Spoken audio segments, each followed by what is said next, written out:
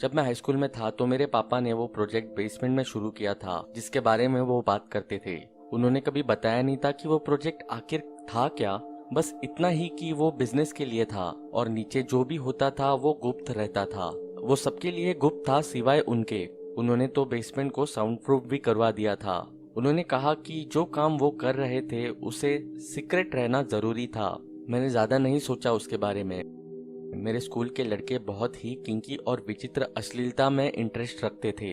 Videos जैसी कि दो लड़कियां और एक कुक, घटिया पॉर्न साइट्स पर टाइम बिताना और ये सब बकवास ढूंढना कोई असामान्य बात नहीं थी। मैंने कभी भी बहुत ज्यादा टाइम इंटरनेट पे बिताया भी नहीं था। ज्यादा से ज्यादा मैं NBA हाइलाइट्स देख लेता था, पर और कुछ खास नहीं। सोशल मीडिया साइट्स पे कभी इंटरेस्ट ही नहीं आया और जो वाहियात चीजें मेरे दोस्त देखते थे उसमें तो कभी भी नहीं। एक दिन हम लोग लंच टेबल पर बैठे थे। मेरे दोस्त बात कर रहे थे कि पोर्नोग्राफी में लेटेस्ट क्या चल रहा है।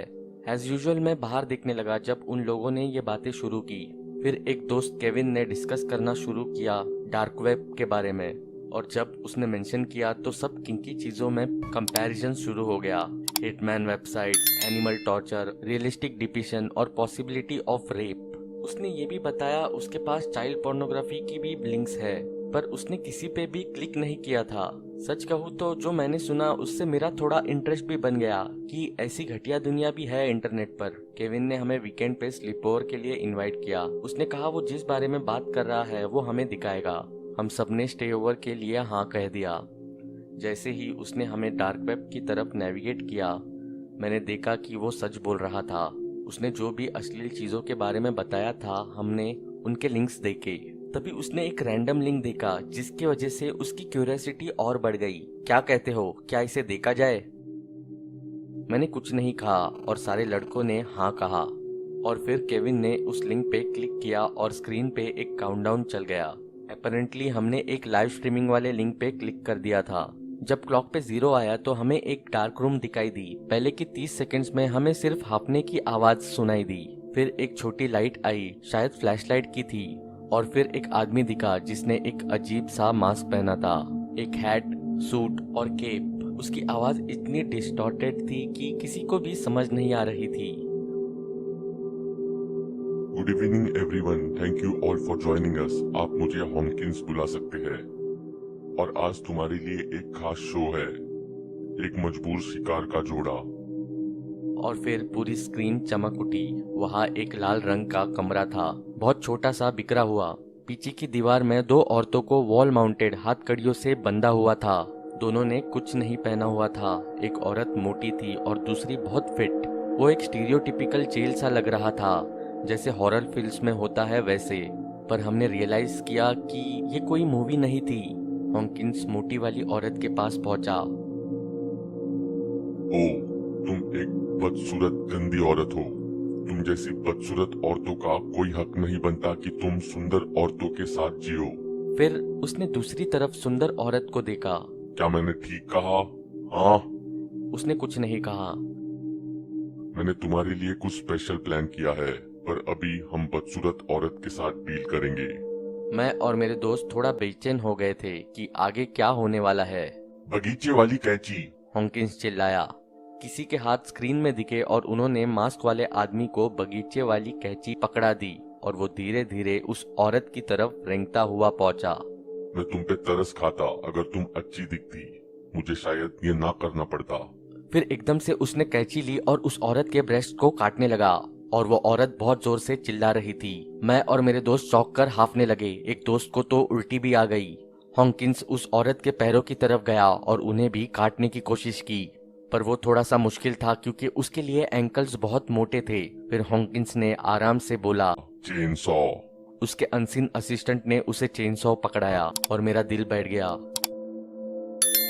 उसने धीरे से उसके पैर पर वो फेरा और उसकी एड़ियां काट दी, और वो औरत बहुत ज्यादा चिल्लाने लगी और उसकी आंखों से आंसू बह रहे थे। दूसरी औरत भी रोने लगी और उसके आंसू भी बहने लगे। हॉकिंस के मास्क और कपड़े खून के साथ लटपट हो चुके थे। उस औरत के पैरों के बाद हॉकिंस ने उसका पेट काटा और उस औरत की आंतड़ियां बाहर आ गई। मेरा एक दोस्त ये देखते ही बेहोश हो गया। इसका खून बहने दो। और तुम, उसने दूसरी औरत की तरफ मुड़ते हुए कहा। कोड़े। हंटर मिलते ही उसने उस औरत को जोर जोर से कौड़े मारे। उसी समय केविन ने देखा कि लाइव स्ट्रीम का एक मैसेज बॉक्स था और लोग बहुत ही घटिया मैसेजेस लिख रहे थे। वहाँ लोग लिख रहे थे कि उन्हें वो सब देख के कैसा लग रहा था। केविन ने भी अपना मैसेज लिखा, क्या बकवास है ये सब, पुलिस को ये सब जल्दी पता लगेगा। हॉकिंस ने अपनी पैंट अनजिप की और उस औरत की हथकड़ियां खोल दी, पर इससे पहले वो कुछ कर पाता उसका असिस्टेंट बोल पड़ा। बॉस, ये मैसेज देखिए। हॉकिंस ने उस औरत को बहुत जोर से पेट में मारा और फिर कैमरा की तरफ आया। ओ, कठोर आदमी। हाँ केविन, पुलिस को बताओगे? हाँ। हम सब लोग बहुत डर गए जब उस मास्क वाले आदमी ने केविन का नाम लिया। कोई बात नहीं, मेरे पास तुम्हारी सारी इंफॉर्मेशन है जो मुझे चाहिए। लगता है हम जल्दी मिलेंगे। एक बॉक्स दिखाई दिया जिसमें केविन का नाम लिखा था, घर का एड्रेस और स्कूल का नाम भी। केविन डर के मारे वही जम गया। अब अगर आप इजाजत दे तो मुझे कुछ काम पूरा करना है। अब केविन ने कंप्यूटर शट डाउन कर दिया। सारे दोस्त चले गए थे, पर मैंने उसके साथ रुकने का डिसाइड किया। हालांकि मैं भी बहुत डरा हुआ था। फॉर्चुनेटली उस रात कुछ नहीं हुआ, पर केविन को बिल्कुल नींद नहीं आई। थोड़े हफ्ते बीत गए और हमने देखा जो हमारे साथ हुआ था वो बहुत बड़ी बात बन चुकी थी। एक फ्राइडे की शाम को मैं लोकल न्यूज देख रहा था और उसमें आ रहा था कि बहुत सारे लोगों की हत्या हो गई थी हमारे घर के बहुत पास में ही। मैं बहुत डर गया था जब मैंने रिपोर्टर को उस जगह के बाहर खड़े हुए देखा जिसको मैं पहचानता था। वो केविन का घर था। केविन मिसिंग था और उसके पेरेंट्स और उसके भाई बहनों की बलि चढ़ चुकी थी। हे भगवान, उन्होंने इसे पकड़ लिया, मैंने अपने आप से कहा। रात में मैं बाथरूम जाने के लिए उठा। जब मैं बाहर गया तो मेरे पापा सीढ़ियों से ऊपर आ रहे थे। लग रहा था जैसे यार्ड का काम खत्म किया हो। उनके कपड़े मिट्टी से सने हुए थे। पापा, रात के 1 बज रहे हैं, आप क्या कर रहे थे? मैं एक टूटे हुए स्प्रिंकल को जोड़ रहा था। इस समय? क्यों नहीं, कोई लॉ कहता है कि मैं इस समय ये नहीं कर सकता। व्हाटएवर डैड, मैंने कहा। मैं बेड में चला गया और कुछ खास नहीं सोचा। अगली दोपहर मेरे पापा कुछ काम से बाहर गए थे। उस समय मैंने सोचा कि कुछ शरारत करता हूँ और जाके बेसमेंट देखता हूँ। पता नहीं मैंने क्यों उसी समय डिसाइड किया कि मुझे वो देखना चाहिए। वैसे मैं है सच जिद्दी टाइप का नहीं हूँ, पर भाड़ में जाए, मैं देखना चाहता था कि आखिर बेसमेंट में ऐसा क्या है। मैं सीढ़ियों से नीचे गया और लाइट्स का स्विच ऑन किया। अभी तक बेसमेंट वैसा ही लग रहा था जैसे मैंने आखिरी बार देखा था। और फिर मैंने सीढ़ियों के पीछे देखा और कुछ ऐसा दिखाई पड़ा जो पहले तो बिल्कुल नहीं था। एक दरवाजा। मैंने दरवाजा खोला और वहां की लाइट अपने आप जल गई। जो मैंने वहां देखा, मेरे रोंगटे खड़े हो गए। उस रूम में रेड पेंट किया था और वॉल से माउंट हुई हथकड़ियां थी। ये कमरा बिल्कुल वैसे लग रहा था जैसे मैंने कुछ हफ्ते पहले उस लाइव स्ट्रीम में देखा था। एक कोने में खून से लटपट पड़ी गार्डन वाली कैंची भी थी और चेन सॉ भी। दरवाजे के साथ वाली दीवार पे एक कंप्यूटर पड़ा था वेबकैम के साथ।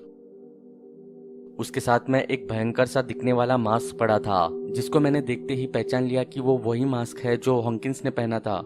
मैंने सुना मेरे पापा चिल्ला रहे थे जब उन्होंने बेसमेंट का दरवाजा खोला देखा। वो मुझे गालियां देते हुए नीचे आए और अपने ट्रैक्स में रुक गए। उन्होंने मुझे सीक्रेट रूम की एंट्री पे मास्क के साथ खड़ा हुआ देखा। उनके एक्सप्रेशंस गुस्से से सीधा हैरान होते हुए चेंज हो गए। हम दोनों एक दूसरे को कुछ समय तक सिर्फ देखते रहे और फिर एकदम से जोर जोर से रोने लगे। मैं उनके मुंह और पेट पे लात मारता हुआ वहां से निकल आया और ऊपर जाकर पुलिस को फोन करने लगा। पुलिस आई। मेरे पापा फिर अरेस्ट हो गए थे। उन्होंने बेसमेंट को साउंड प्रूफ इसीलिए रखा था ताकि किसी के चिल्लाने की आवाज बाहर न जाए। और केविन और वो दोनों औरतें हमारे बैकयार्ड में दफनाए गए थे। उनकी बॉडीज एक दूसरे के ऊपर पड़ी थी। और अब समझ आया था मेरे पापा का लेट नाइट बैकयार्ड वाला काम। उन्होंने हॉकिंस नाम क्यों चुना डार्क वेब के लिए? अपेरेंटली पास के कब्रिस्तान में एक कार्ल हॉकिंस नाम का आदमी दफना था जिसका 1995 में मर्डर हुआ था। वो क्राइम 20 साल तक सॉल्व नहीं हुआ था। मेरे पापा ने उसका मर्डर भी कन्फेस किया और जब उस वारदात के डीएनए सैंपल्स की जांच हुई तो वो मैच हो गए। हॉकिंस नाम उन्होंने इसीलिए रखा क्योंकि वो उनका पहला मर्डर था और पहला मर्डर या कोई भी पहली चीज हमेशा हमें याद रहती है, ऐसा उनका मानना था। 5 साल हो गए हैं उनके अरेस्ट और सजा को। मैं उनसे आज तक एक बार भी मिलने नहीं गया। इवेंचुअली उन्हें डेथ पेनल्टी मिल जाएगी। काश मैं कह पाता कि मुझे इस बात का दुख है। आफ्टर ऑल वो मेरे पापा है, पर मुझे नहीं है। मैं विश्वास नहीं कर सकता कि जिस इंसान ने मुझे पाल पोस कर बड़ा किया वो एक राक्षस से भी बदतर था। मैं हमेशा सोचता था कि वो एक आसलून के पक्के रिस्पेक्टेड आदमी थे। ऑब्वियसली ऐसा बिल्कुल भी नहीं है, और मैं बस यही सोचता हूँ कि एक दिन कहीं मैं भी उनकी तरह भयानक राक्षस न बन जाऊँ।